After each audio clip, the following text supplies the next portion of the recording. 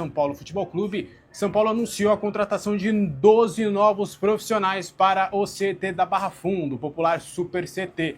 Lembrando, né, que nas últimas semanas aconteceu uma reformulação dentro do São Paulo, vários profissionais acabaram sendo desligados, e aí agora o São Paulo anunciou a chegada de 12 novos profissionais já para a preparação da próxima temporada.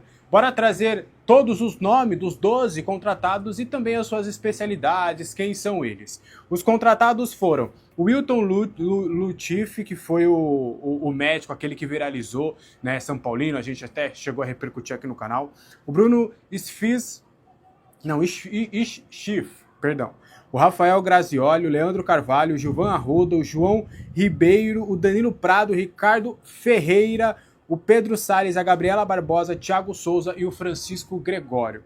O Lutif é especialista em medicina esportiva e membro da Sociedade Brasileira e Americana de Ortopedia e Traumatologia. O Schiff também é ortopedista e traumatologista da Sociedade Brasileira e faz parte da International Society for Medical, enfim, Associação Científica Internacional dedicada ao estudo, desenvolvimento e padronização da terapia por ondas de choque extracorpóreas na medicina, além de integrar a Associação Brasileira de Cirurgia de Joelho. O fisiologista Rafael Grazioli, ele tem mestrado em Ciências de Movimento Humano, doutorado em Ciências de Movimento Humano e recentemente foi convocado para integrar a seleção brasileira sub-17 e sub-15. Os fisioterapeutas, o Leandro Carvalho é doutor em Ciências da Reabilitação, já o Gilvan é mestre em Ciências da Saúde aplicada no esporte e atividade física e que acumula passagens também pelas seleções das categorias de base do São Paulo feminino e também do próprio clube, tá? E o João Ribeiro, que é pós-graduado em Fisioterapia Esportiva. Na ciência do esporte, o Danilo Prado, que é pós-doutorado pela Faculdade de Medicina da USP, e doutor em Ciências Médicas pela Faculdade de Medicina da USP. Ele também tem mestrado em Endocrinologia pela Faculdade de Medicina da USP, além de ser especialista em condicionamento físico, aplicado à prevenção cardiológica primária e secundária pelo Instituto do Coração, o INCOR, e pelo Hospital das Clínicas de Medicina da USP. Então é uma galera gabaritada. Aí só para fechar, tem o Ricardo Ferreira, que foi contratado para assumir a coordenação do setor de preparação física e traz no currículo o doutorado em Ciências do Movimento Humano e Reabilitação, além do mestrado em Engenharia Biomédica. O departamento também contará com a chegada do preparador físico Pedro Salles, que fez parte das comissões técnicas do São Paulo do Sub-17 e também no Sub-20. Neste ano, por exemplo, ele esteve integrado no Sub-20, que participou da Copa São Paulo, participou também da Copa do Brasil, onde o São Paulo conquistou aí os títulos. A Gabriela Barbosa é formada em podologia e tem mais de 13 anos em experiência clínica.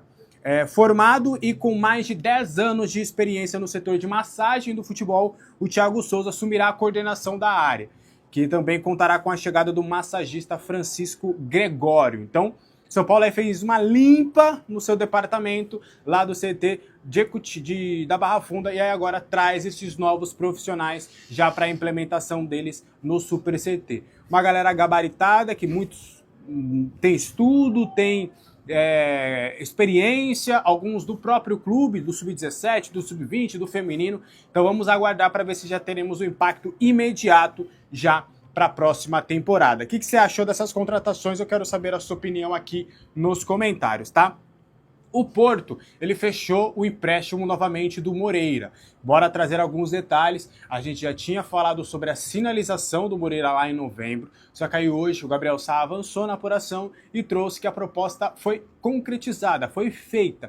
E aí a gente apura do lado do São Paulo que já houve o aceite para essa contratação por meio do Porto. Basicamente os moldes serão os mesmos, só que aí o Moreira ficará lá por mais 6 meses. O importante é que o staff, o Moreira, a família, entendem que seria benéfico ele ficar esses 6 meses, mesmo ainda não tendo conseguido convencer o Porto a uma permanência em definitivo. Esses próximos 6 meses, depois ele se recuperar de contusão, podem fazer com que ele possa ter mais minutos no Porto e quem sabe daqui a 6 meses ser comprado. Então, empréstimo até o meio deste ano, por mais 6 meses, e aí o seu vínculo vai manter uma opção de compra, que será de 2 milhões de euros, o que dá algo em torno de 12,9, 2,8 milhões de reais na cotação atual. E aí esse valor é referente a 50% dos direitos. Então, Moreira fica lá por mais 6 meses, se o Porto achar que vale a pena fazer esse investimento, vai lá, paga no São Paulo, e aí o São Paulo libera o jogador em definitivo e ficaria ainda com um percentual também visando uma venda futura. Então o Moreira tá fechado, fica lá por mais 6 meses, tá? O São Paulo já topou essa proposta, aí é só fechar realmente parte burocrática, tudo bonitinho, a gente sabe, documentação para lá, documentação para cá, só para ter essa prorrogação do empréstimo. Você acha que o Moreira era uma boa? Eu posso ser sincero? O Moreira, ele é o melhor lateral que temos hoje em contrato, né? Ele é melhor do que o Mailton, que foi emprestado, ele é melhor do que o Cedric, ele é melhor, na minha visão, do que o Mike, ele é melhor do que o Lucas Ramon, que estão falando.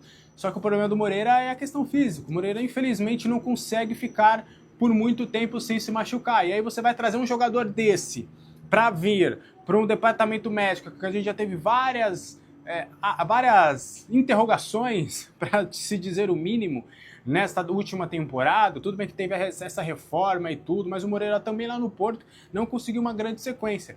Ele tem muito talento. Acho que poderia, né? Se você, numa gestão profissional, você traz esse jogador porque ele tem talento e fala: vou cuidar de você aqui da sua parte física pra gente sanar isso, pra você poder ter sequência. Mas eu não confio que o São Paulo consiga fazer essa gestão profissional pro Moreira. Então acho que incompetência por incompetência, faz sentido você acabar emprestando o atleta por mais 6 meses. Questiono também esses valores, mas enfim, acho que o São Paulo tem vários problemas hoje, não é o Moreira, não seria um deles, mas acho que em termos de capacidade, você fazendo algo interessante, né, para ele acabar com essas lesões, eu acho que seria uma boa, cara. Eu prefiro, por exemplo, se apostar no Moreira do que do Lucas Ramon, mas repito, o lado físico acaba pesando um pouco. O Lucas Ramon, por exemplo, veio de uma temporada onde ele jogou praticamente ela inteira. E o Moreira não tem uma temporada dessa como profissional. Então é difícil se colocar, né, no lugar do gestor nesta ocasião, nesse caso específico, porque em outros muitos a gente tem questionamentos. Mas o que você acha dessa situação, desse novo empréstimo do Moreira? Quero saber a opinião de vocês aí nos comentários, beleza? Bora trazer mais informações sobre o São Paulo? O Júlio Casares, ele contratou um advogado, Daniel Bialski. Ele é um dos mais renomados hoje, né? O seu escritório de advocacia é um dos mais importantes. Ele já representou Carla Zambelli, Michele Bolsonaro, o Cuca, enfim, ele é alguém importante no meio, é um dos principais advogados hoje. E tudo para... E aí eu vou usar o termo correto, até do que foi me falado. Primeiro dar os créditos para o pessoal do UOL, eles que deram a informação em primeira mão, e a gente vai apurar algumas questões para entender o famoso de curiosidade do faro jornalístico. A gente vai lá entender alguns fatores. E aí eles não falam em defesa, tá? Até porque a pessoa, Júlio Casares, ainda não está sendo... Não há um... Ele está sendo investigado o clube, não necessariamente ainda a pessoa Júlio Casares ou o envolvimento dele. Mas ele foi contratado justamente para defender o Casares, é isso que é importante trazer, tá? Até uma dúvida que ficou na galera, a informação que eu tenho previamente é que não é um contrato custeado pelo clube. É algo da pessoa do Júlio Casares, então sairá dele, do CNPJ dele. É ele que está contratando o advogado, não é o clube. Ele vai representar o Júlio Casares, tá? O clube tem ali os seus advogados, o seu departamento jurídico, que em caso de acontecer alguma coisa, eles que são os responsáveis para cuidar de algum tipo de caso do São Paulo. Mas o Casares, em específico neste caso, ele contratou o Daniel Bialski para fazer uma análise, para falar a verdade. Ele vai pegar, tá tendo um inquérito, as investigações sobre aquele desvio, né, de dinheiro em vendas de atletas.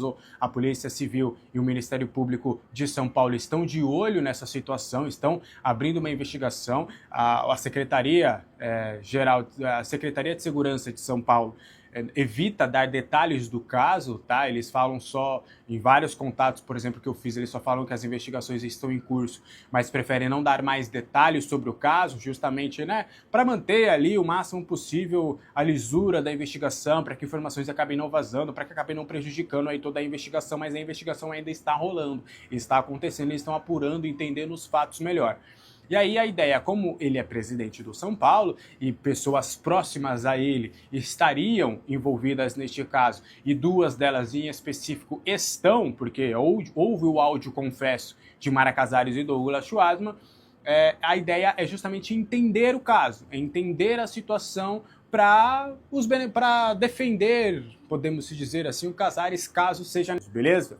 Para fechar o vídeo de hoje, São Paulo faz proposta oficial ao Flamengo para a contratação do Alan.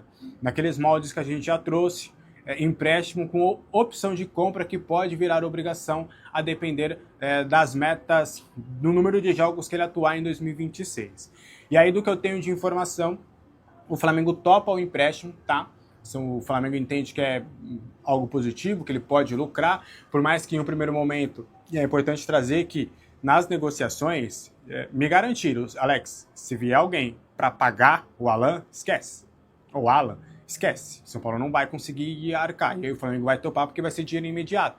Só que o Alan já topou jogar no São Paulo. Ele entende que é positivo para ele, é um grande clube, onde ele vai poder ter minutos e tudo mais. O São Paulo fez essa proposta. Do que eu tenho de informação, 4 milhões de euros caso ele bata 50% dos jogos, tá? É uma meta até bem parecida com a do Marcos Antônio, né? Bem parecida com o Marcos Antônio. Só que aí o Flamengo estaria ainda negociando os ajustes da meta e dos valores. O Flamengo vai tentar puxar para mais, o Paulo vai tentar puxar para menos, o próprio percentual de jogos, o Flamengo vai tentar puxar para menos, e o São Paulo vai tentar puxar o máximo para mais. Então isso agora vai ser negociação, tá?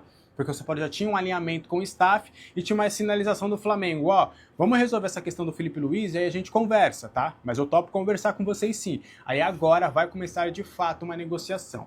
Importante trazer que neste primeiro momento não há um envolvimento do Marcos Antônio nessa questão, tá? Até porque não há um interesse do São Paulo de envolver o Marcos Antônio. É o Flamengo que tem interesse, está avaliando a possibilidade de fazer uma investida no jogador, e ali no meio das conversas o Flamengo pode chegar e falar, ó, seguinte, contraproposta, a gente topa emprestar o Alan para vocês aí nesses valores, ou a gente topa liberar o Alan em definitivo, a gente te dá mais uma quantia e o Marcos Antônio é nosso, aí vocês veem se vocês topam ou não.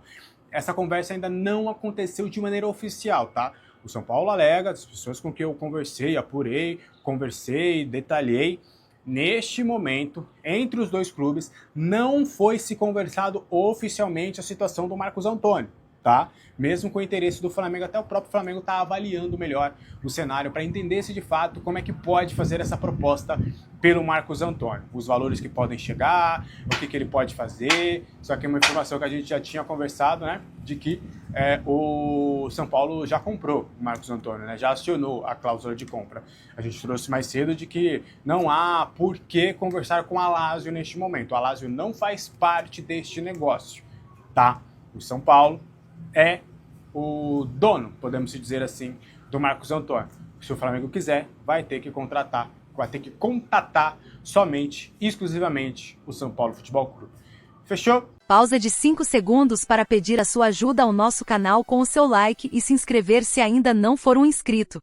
Vamos lá, rapaziada, vamos falar sobre as notícias aqui, senão o povo depois vai me xingar, porque eu demorei demais para falar sobre as informações.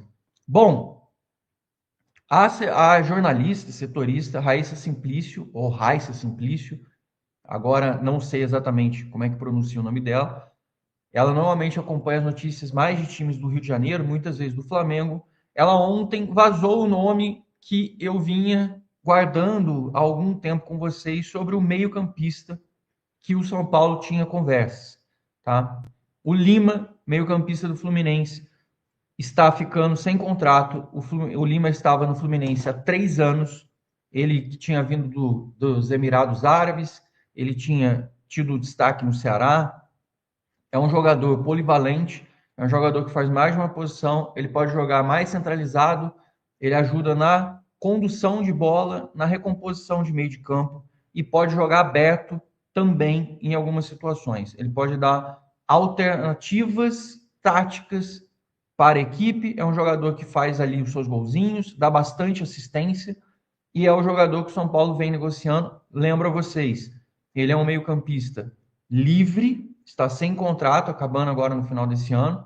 Tem times disputando com o São Paulo, principalmente o Vasco do Fernando Diniz. Por quê? Porque ele foi O auge do Lima no Fluminense foi jogando com o Diniz quando eles foram campeões do Carioca 2 vezes e quando o Fluminense ganhou a Libertadores e depois a Recopa em 2024. Esse foi o período de auge do Lima no time carioca. Depois, com as mudanças de técnico, com o Mano ele ainda jogou mais. Com a mudança para o Renato Gaúcho, ele também era mais utilizado, mas com o Zubeldia ele perdeu bastante espaço. Ele é agenciado pelo Bertolucci, que tem grande entrada dentro do São Paulo, vocês sabem disso. Tem bastante jogador ali. E o Lima é um jogador que interessa principalmente nas características de polivalência, como eu falei para vocês. Ele pode fazer pelo menos umas 3 posições, 2 no meio de campo, jogar um pouco mais aberto e pode ajudar. O Jean Alves falando, espero que não seja camisa 10. Não, não tem nada de camisa 10. Na verdade, o Crespo ele não joga com armadores fixos. O Crespo gosta de jogadores de movimentação e dinâmica de jogo. E o Lima, se você pode ver, você vai falar, Zanqueta é um nome incrível. A primeira coisa que eu escrevi no post quando eu falei sobre o meio-campista era: não é um jogador midiático, não esperem um jogador de nome. Então tá aí a comprovação para vocês. Não é um jogador midiático mesmo. É um jogador de grupo, é um jogador para fazer parte de um plantel, é um jogador para dar opção e movimentação no meio de campo, que é aquele sistema que o Crespo gosta, que os jogadores se movimentam e que os jogadores têm alternância de posições o tempo inteiro. É um jogador que pode fazer com intensidade aquela marcação individual que o Crespo gosta. É o perfil do atleta, tá? O Denis Roque está perguntando, o Julian Palácio pode pintar no São Paulo? Cara, você acredita que eu botei no ar? Eu botei no ar e comentei com vocês em vídeo sobre o Julian, que ele tinha sido seguido pelo Juan Branda, assistente do Crespo. No dia seguinte que eu fiz esse comentário e fiz essa publicação, o Nepote, que é preparador de goleiros, também seguiu ele. Então, assim, você vai falar, mas aqui você tem alguma informação sobre negociação? Não tem proposta pelo Julian Palácios. Ele não recebeu ligação. O São Paulo ainda não entrou em contato com o jogador, tá? Então, assim, eu não estou criando uma situação. Mas os assistentes do Crespo todos estão seguindo o cara. Se vai rolar alguma coisa, se vai pintar alguma coisa, aí eu não sei dizer. Mas que é meio que, assim, até inusitado que os assistentes do Crespo, daqui a pouco só falta o Crespo seguir, né? Mas o Julian Palácios, eu sempre repito para vocês, porque a gente já teve uma conversa com ele no ano passado e ele verbalizou que gostaria de jogar no São Paulo. Então, é uma questão da diferença. E o irmão dele foi um dos principais jogadores, se não o principal jogador do Crespo quando ganharam a Champions Ásia, que é o Palácios também. Então, assim, só para deixar claro que existe uma conexão ali de alguma forma, mas também podem estar seguindo ele por conta do parentesco do irmão. Mas, de qualquer maneira, é no mínimo surpreendente que 2 assistentes do Crespo estejam seguindo o mesmo jogador, que também já declarou que tem interesse em jogar no São Paulo. O Julian Palácio, que obviamente seria uma adição dentro do perfil do São Paulo, de um jogador que não vai custar caro nem em termos de salário e nem com altíssimo investimento. Aí é a questão de entender se faz sentido mesmo para o jeito que o Crespo joga ou não. Agora, Gabi, pra gente começar nosso bate-papo, cara, eu queria que você fizesse, na sua leitura, uma avaliação do ano do São Paulo de 2025. Você esteve literalmente em todos os jogos, você acompanha o São Paulo, você conhece a política do São Paulo. Qual que é a avaliação sua do ano do São Paulo? Foi um ano catastrófico? Foi um ano péssimo? Foi um ano regular? Analisando também o contexto, né? Eu acho que ele é um ano fracassado por uma premissa muito simples. O São Paulo, que não tem dinheiro pra gastar, tentou fazer um movimento, né, de contratações centralizado em algumas figuras, Oscar, Lucas, Caleri, caras que seriam ali os principais, Luciano, são os principais jogadores, e na hora que assim mais precisou, tinha apenas o Luciano à disposição bem fisicamente. Então ele é um ano fracassado muito por uma questão do DM, né, do departamento médico / preparação física. A gente não sabe ao certo quem é o culpado, o fato é que alguém tem culpa nessa história, né? Mas ele é fracassado por isso. As Copas foram ruins do São Paulo. Cara, como há tempos não vinham dessa forma, né? A gente viu ano passado até o jogo contra o Galo. Pra mim, a ida ao São Paulo tinha que ter brigado pra não jogar aquele dia, que era a morte do esquerdo. Um dia antes, o clima tava péssimo. Brasil, né? São Paulo, isso, Copa do Brasil. São Paulo tava muito mal pra aquele jogo, perdeu por 1-0. E lá, acho que faltou uma ousadia aí do Zubeldia pra poder partir pra cima. E aí 0-0. O jogo do Botafogo, ele dói, mas é um roteiro que você cai de pé. Porque você briga, vai até o final, perde. É um puta roteiro ruim pro torcedor. Mas é assim, você cai de forma de pé, né? Cai, cara, de cabeça erguida. Esse ano, o Atlético Paranaense, pra mim, é imperdoável a questão de Andrei. Não se poupa goleiro em jogo mata-mata. Teve um erro, né, do Crespo ali na avaliação, mas o erro principal do Jandrei, já que o Rafael é o goleiro principal, e já que o Jandrei era ou é, né, porque ainda é do São Paulo, o reserva mais bem pago do Brasil, algo ele tinha que te entregar. Ele não te entregou, acho que o Crespo entendeu na prática apenas o que é uma pena. E aí teve erro de arbitragem lá também, mas não justifica o São Paulo cair fora da forma que foi, e os pênaltis, né? Tapia, Jandrei e Sabino batendo os pênaltis, nada a ver, também não deu. E no Campeonato Brasileiro teve uma recuperação que é mérito do Crespo, o São Paulo não cai por conta do Crespo. Então assim, pensando no que entrega a atual gestão do São Paulo, o ano ele é bem sucedido porque o São Paulo não caiu. Porque eu sempre espero o pior dessa gestão. E acho que ano que vem vai ser mais uma missão. Talvez a maior vitória do ano é o São Paulo não cair para a Série B do Campeonato Brasileiro. E assim vencendo. Mas é um ano fracassado, melancólico. E acho que tudo está condicionado também com esse próximo passo. Qual será o próximo passo do São Paulo? O fato é que o Júlio Casares vive o seu pior momento político no clube, né? Por tudo que envolve o campo bola também, mas não só isso. E eu tenho muita preocupação com esse próximo passo. Para mim, tende a ser pior 26 do que o 25. Exato, a gente tá aqui numa resenha de São Paulinos, o Thiagão também é São Paulino, né? E a gente fica muito preocupado com o futuro do São Paulo, né, cara? É um futuro que é muito complicado a gente avaliar porque o contexto político atrapalha. É um ano político, é um ano que a gente sabe que vai ter embates políticos, né? Às vezes as movimentações de quem lá está pode ser pensada politicamente agora também, né? Então tem esse problema. E aí, cara, teve um ponto, um checkpoint, que é assim que a gente pode dizer da temporada, que foi a não vinda do Marcos Leonardo. Isso é um ponto que, assim, você falou muito no nosso grupo que o Crespo, antes do jogo contra o Palmeiras, em 2021, na Libertadores, pediu no centroavante, esse centroavante não veio e o Pablo isola aquela bola lá no Allianz Parque. Cara, parece que foi um roteiro repetido. Você pode contar pra gente os bastidores de tudo isso? Porque foi uma comoção gigantesca e uma frustração gigante que acaba com o Rigoni, né? A história do Marcos Leonardo é muito frustrante. Pra mim é o ponto de maior ruptura de confiança até pra atual temporada do São Paulo, né, que passou. E é um momento muito, muito triste, assim, porque você escancara uma realidade financeira do São Paulo e também de gestão, né? A história do Marcos Leonardo, pra mim, poderia mudar a história do São Paulo na Libertadores. E é fácil falar agora, porque já foi. Mas a gente lembra desse caso de 21, onde tentaram Benedetto também, tava por detalhes, tava pra fechar, de repente não tava mais. E aí foi com o Pablo e companhia pra Copa Libertadores e tomou uma taca do Palmeiras lá, com o Pablo perdendo o gol quando tava 0-0. Eu acho que, assim, pela fase, faria o Benedetto aquele gol. Assim como acho que o Marcos Leonardo faria um gol em Quito ou aqui. Aí é outra história, depois a gente fala sobre isso. Em Quito ele faria, cara. Tem muita chance, eu acho também. Mas enfim, não dá pra gente prever algo que não aconteceu, né? É saudade do que a gente não viveu. Né? Mas eu acho que o Marcos Leonardo, assim, a história, né, da contratação, ela surge naquela semana ali que todo mundo lembra, que era a última janela de, enfim, transferências do último dia, a última semana. Eu tive a informação dele 10 dias antes de vazar praticamente, né? E aí tava havendo essa conversa e foi num fim de semana que esquentou essa conversa de fato, né? E aí eu fiquei pensando assim, porque eu geralmente não tenho esse raciocínio de, isso vai ter tal efeito e eu posso não publicar. Porque pra mim é a minha profissão, sou jornalista acima de tudo, e eu quero sempre publicar o que eu tenho apuração e que eu tenho também autorização de soltar no sentido de, não vai foder minha fonte, esse tipo de coisa que, acontece, né, na nossa prática jornalística, você não torrar. Eu tinha tido esse aval pra soltar a negociação. Mas aí eu pensei, olhei assim e falei, cara, soltar agora, de repente pode prejudicar o negócio. Pode ser algo que mele, né? Pode deixar tudo muito ruim. E já que pra gente também, aí pra gente falar que bancada tricolor, né? Todo mundo aqui que envolve o São Paulo, é muito importante você ter bons jogadores no São Paulo para que o resultado esportivo seja melhor. E isso condiciona o nosso trabalho também. O São Paulo na Copa Libertadores a gente viaja, a gente faz jogos de maior apelo, a gente tem mais patrocinadores. Isso tudo, a fase boa do São Paulo é ótima pra gente. A fase ruim é péssima pra gente. Isso sempre foi. Então, eu avaliei e falei, cara, acho que não tem nada muito concreto, não vou soltar. E aí saiu a informação no fim de semana, aí também, né, a partir do momento que já tá na imprensa, aí você passa o seu detalhamento aí de fontes, né, e aí passei a informação. Isso foi, acho que num sábado, e foi curioso porque eu tava embarcando de férias, né? A gente conversou muito, o cara tava em Mykonos. Na Grécia. A mulher dele devia estar muito feliz com ele, né? Não, cara, mas assim, foi um negócio, foi uma viagem em família, cara, foi nem com a patroa, tava com a minha mãe, porque o sonho dela, Grécia e tal, e a gente programou, graças a Deus foi entrando dinheiro durante o ano, né, falei, parcelamento ali e tal. Parceladinho sempre dá, né? Deu certo, parceladinho sempre dá, e aí, cara, fui pra Grécia e tal, assim, suave e tal, aí a informação, eu solto a informação, né, do Marcos Leonardo, os, enfim, detalhes pós o que o Hernan tinha publicado, o voo tava pra decolar, assim, né, e aí soltei, só fui ver no dia seguinte, 12 horas depois, voo de Roma, né, que era, parada, pra ver, já tava repercutindo pra caramba e tal, e tinha uma confiança muito grande, eu cheguei a ouvir de 2 pessoas grandes, assim, ele quer muito e eu nunca vi dar errado no estágio que tá. Então tava muito confiante, até tava tudo pronto, pode cravar as artes todas prontas, né, pra fazer esse anúncio de fato.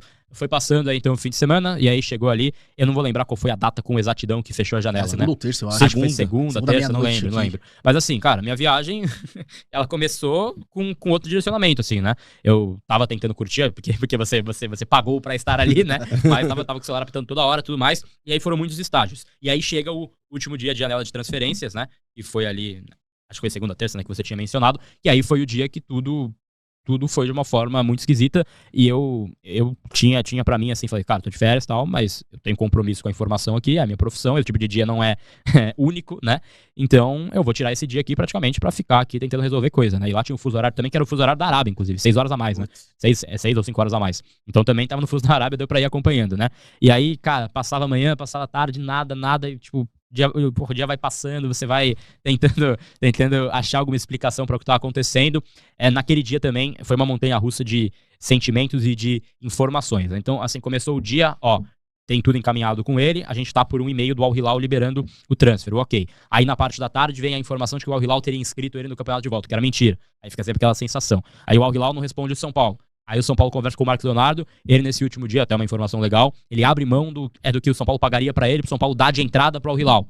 E aí o São Paulo tenta oferecer isso, não dá certo, vai conversando, o sheik árabe vai enrolando. E aí, cara, eu sei que gerou uma sensação pra torcida, porque quando eu encerrei minha apuração, que era a meia-noite do Brasil, na Arábia, na Grécia, onde eu tava também, era 4, 5 da manhã. Então assim, cara, aí ficava assim, pô, já são aqui 10 horas da noite, lá já são 3 horas da manhã. Eles estão conversando mesmo, será? Mas assim, é uma prática do Al Hilal, por ter executivos por vários pontos aí do mundo, né? Eles têm essa prática. Tem outros negócios que já foram concluídos nesse horário, 2, 3 da manhã lá de Riad. Então não é algo único, né? Vale só passar isso. Mas o São Paulo foi conversando e tudo mais, foi tentando, e aí foi muito bizarro, assim, porque as fontes, elas iam conforme o dia pra elas também.